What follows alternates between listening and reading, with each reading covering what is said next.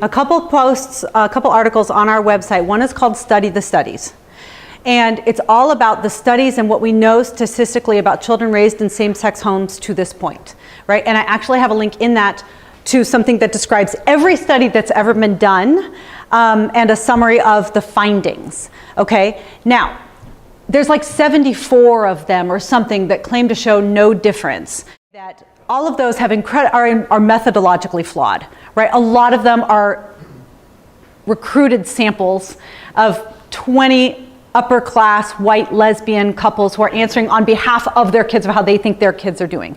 So it will be a long time before we are able to find children raised by same-sex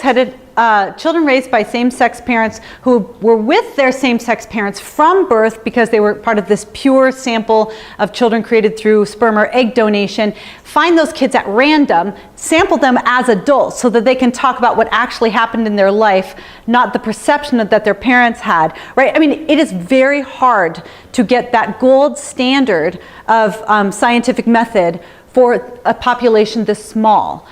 What I can say is when we're not talking about same-sex parenting, sociologists tend to agree on 4 things.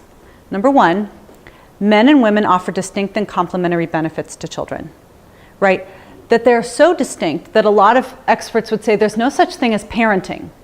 There's mothering and there's fathering, right? Women don't father, men don't mother, kids need both.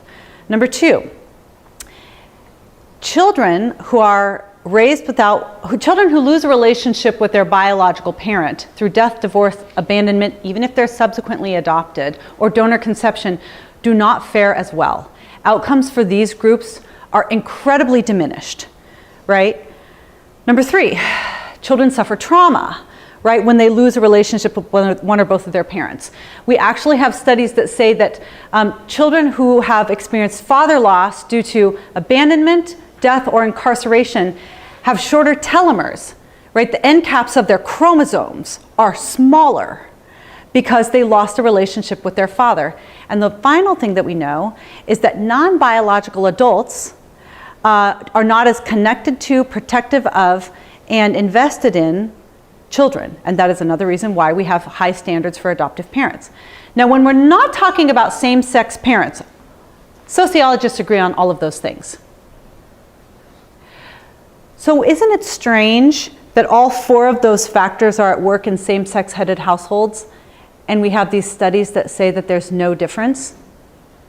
It's probably because the methodology behind those studies was flawed, and that's exactly right. So in Study the Studies on our website, we've got links to the studies that have been done that have used random populations and that surveyed large government data to come to their conclusion, as opposed to going to the local LGBT bookstore and looking for people who wanted to do a parenting survey.